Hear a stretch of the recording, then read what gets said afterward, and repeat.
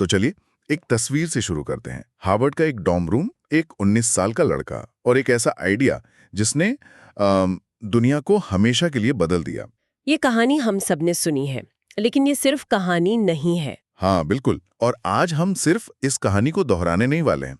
हमारे पास जो documentary script है वो एक बहुत गहरा सवाल उठाती है। क्या मार्क जकरबर्ग एक ऐसे जीनियस हैं जिन्होंने दुनिया को जोड़ा, या फिर एक ऐसे निर्माता जो अपनी ही बनाई हुई ताकत के नियंत्रण से बाहर हो गए? आज हम इसी सवाल की परतों को खोलने की कोशिश करेंगे। और ये जरूरी भी है, क्योंकि जकरबर्ग की कहानी सिर्फ एक कंपनी की नहीं है, ये एक तरह से हमारी पीढ़ी की कहानी है। सही कहा। ये दिखाती है कि कैसे टेक्नोलॉजी, समाज और हमारे रिश्तों की परिभाषा बदल सकती है।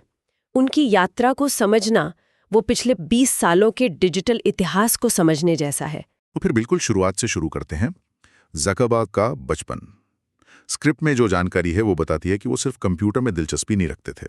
नहीं, वो सिस्टम को समझने के लिए जुनूनी थे।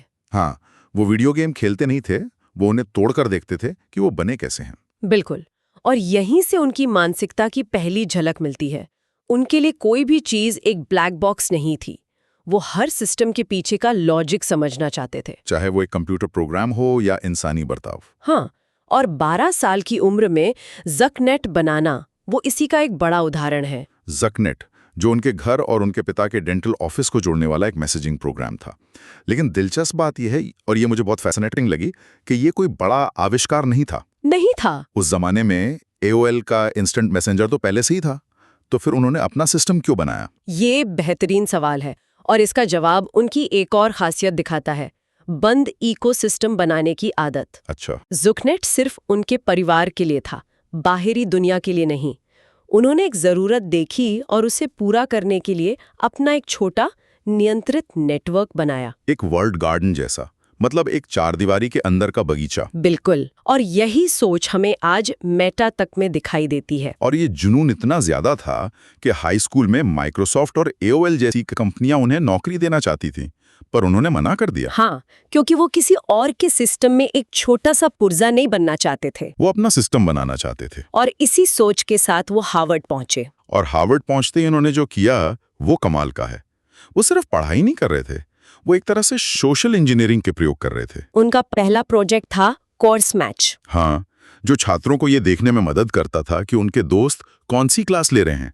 ये एक उपयोगी टूल था, लेकिन इसके पीछे का मनोविज्ञान गहरा था कि हम वही करना चाहते हैं जो हमारे जैसे दूसरे लोग कर रहे हैं। वो तो बहुत विवादास्पद था। हाँ, और यहाँ कहानी थोड़ी डार्क हो जाती है। फेस मैच सिर्फ एक मजाक नहीं था, है ना? इसे बनाने के लिए जकरबर्ग ने हार्वर्ड के सिस्टम को हैक किया और छात्रों की, खासकर छात्राओं की तस्वीरें बिना इजाजत के डाउनलोड की। जी। तो क्या ये सिर्फ एक बचकानी शरारत थी, या हमें यहीं पर उनकी लक्ष्य के लिए नियम तोड़ने वाली मानसिकता की पहली झलक मिलती है? मुझे लगता है ये दूसरा वाला है।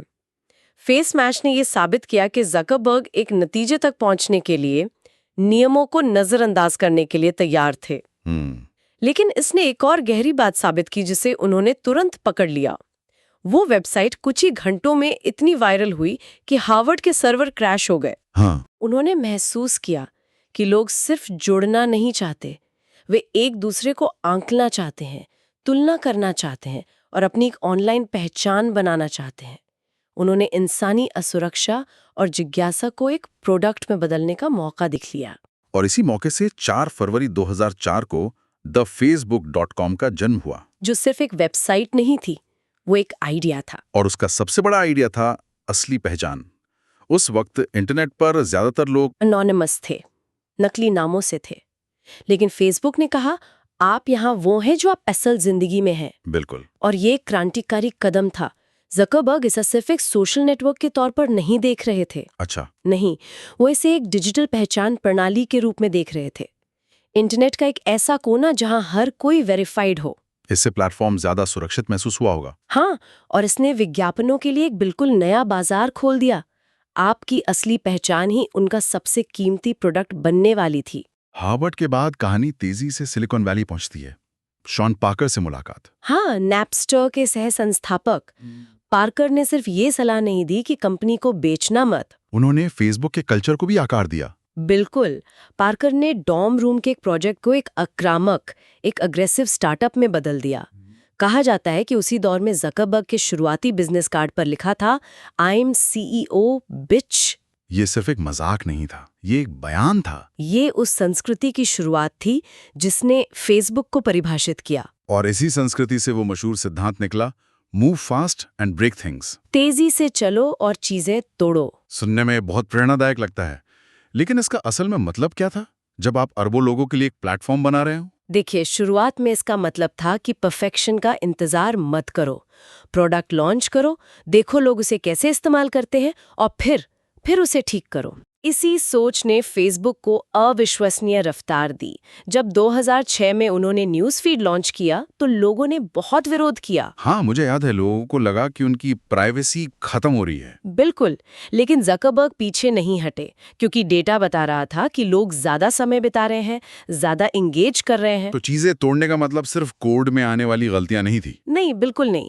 चीजें तोड़ने का मतलब था सामाजिक मानदंडों को तोड़ना, प्राइवेसी की उम्मीदों को तोड़ना और कभी-कभी लोगों के भरोसे को भी तोड़ना। ये एक ऐसी संस्कृति थी जिसमें ग्रोथ और एंगेजमेंट को हर चीज से ऊपर रखा गया। हाँ, और इसी move fast and break things की रफ्तार ने फेसबुक को एक साम्राज्य तो बना दिया, लेकिन जब आप चीजों को तोड़ते हुए आगे बढ़ते हैं तो कभी-कभी वो चीजें बहुत कीमती होती हैं। और यहीं से कहानी का अंधेरा पहलू शुरू होता है, कैम्ब्रिज एनालिटिका स्कैंडल। ज्यादातर लोग इसे एक डेटा लीक के रूप में जानते हैं, लेकिन ये उससे कहीं ज्यादा गहरा था। बहुत ज्यादा गहरा।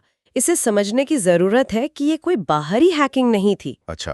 कैम्ब्रिज एनालिटिका ने फेसबुक के ही बनाए हुए टूल्स का इस्तेमाल करके लाखों लोगों का डेटा इकट्ठा किया। एक पर्सनालिटी क्विज ऐप के जरिए उन्होंने न सिर्फ उस ऐप को इस्तेमाल करने वालों का, बल्कि उनके सभी दोस्तों का डेटा भी बिना इजाजत के निकाल लिया। और ये सिस्टम का कोई बग नहीं था? नहीं, सिस्टम ऐसे ही काम करने के लिए बनाया गया था।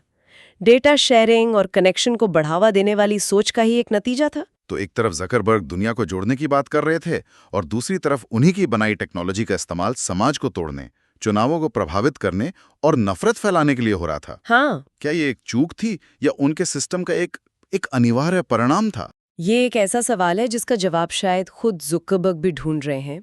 लेकिन ये साफ है कि कंपनी की डीएनए में, मतलब परिणामों की परवाह किए बिना आगे बढ़ने की जो संस्कृति थी, उसने ऐसे स्कैंडल्स के लिए जमीन तैयार की। और जब अमेरिकी सरकार के सामने ज़ुकरबर्ग को गवाही देनी पड़ी, तो दुनिया ने एक ऐसे लीडर को देखा जो अपने ही बनाए हुए सिस्टम की जटिलताओं को समझाने में संघर्ष कर रहा था। ऐसा लगा जैसे निर्माता अपनी रचना पर नियंत्रण खो चुका है। और इन्हीं विवादों के बीच 2021 में उन्होंने एक बहुत बड़ा फैसला लिया। चौंकाने वाला फैसला। फेसबुक का नाम बदलकर मेटा कर दिया। अब यहाँ एक बड़ा सवाल उठता है, क्या ये भविष्य की ओर एक साहसिक कदम था या फिर इतिहास की सबसे महंगी रीब्रांडिंग एक्सरसाइज थी? शायद दोनों। एक जहरीले ब्रांड से छुटकारा पाने की कोशिश। देखिए, ये एक क्लासिक ज़करबर्ग मूव है। जब भी वर्तमान में कोई बड़ा संकट आता है, वो भविष्य की एक बहुत बड़ी तस्वीर पेश कर देते हैं।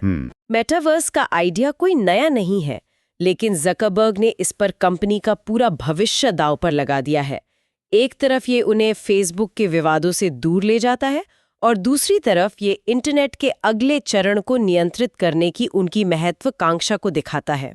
तो ये मेटावर्स असल में है क्या? क्या ये बस एक 3D वीडियो गेम जैसा है? इसे ऐसे समझिए, आज हम इंटरनेट को अपनी स्क्रीन पर देखते हैं।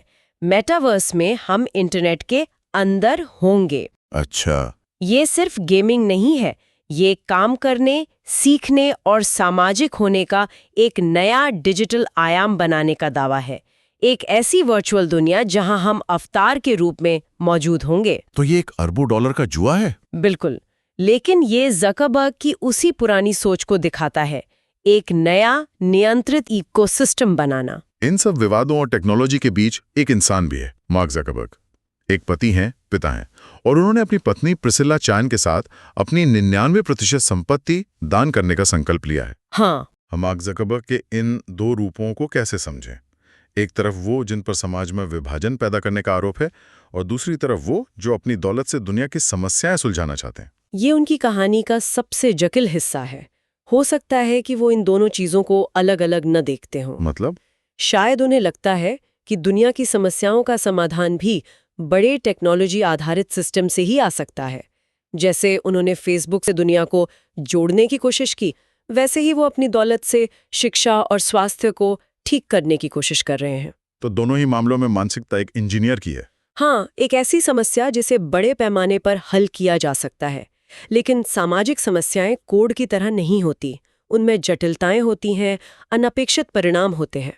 तो इस पूरी कहानी से, इस पूरी बातचीत से एक सुनने वाले के लिए क्या टेक अवे है, क्या सीख मिलती है? मुझे लगता है सबसे बड़ी सीख ये है कि एक महान आइडिया और उसे साकार करने की क्षमता आपको अविश्वसनीय शक्ति दे सकती है, लेकिन ये आपको परिणामों की जिम्मेदारी से मुक्त नहीं करती।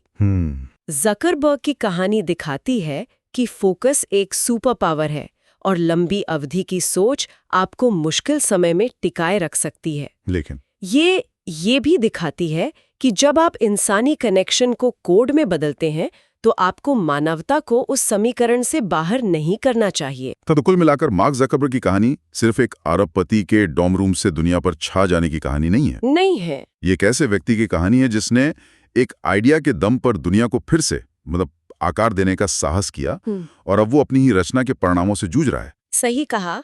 ये हमें याद दिलाता है कि दुनिया को बदलना एक चीज है और उसकी जिम्मेदारी लेना वो बिल्कुल दूसरी। और ये हमें आज के सबसे महत्वपूर्ण सवाल पर लाकर छोड़ता है। जब कोई व्यक्ति या कंपनी ऐसी तकनीक बनाती है जो अरबों लोगों के सोचने, महसूस करने और व्यवहार करने के तरीके को प्रभावित करती है, तो उस निर्माता की जिम्मेदारी कहाँ खत्म होती है? क्या ये सिर्फ एक टूल बनाने तक सीमित है, या समाज पर पड़ने वाले हर अच्छे बुरे प्रभाव की नैतिक जिम्मेदारी भी उसी की है? ये एक ऐसा सवाल है जिसका जवाब भविष्य की हर नई तकनीक को खोजना होगा।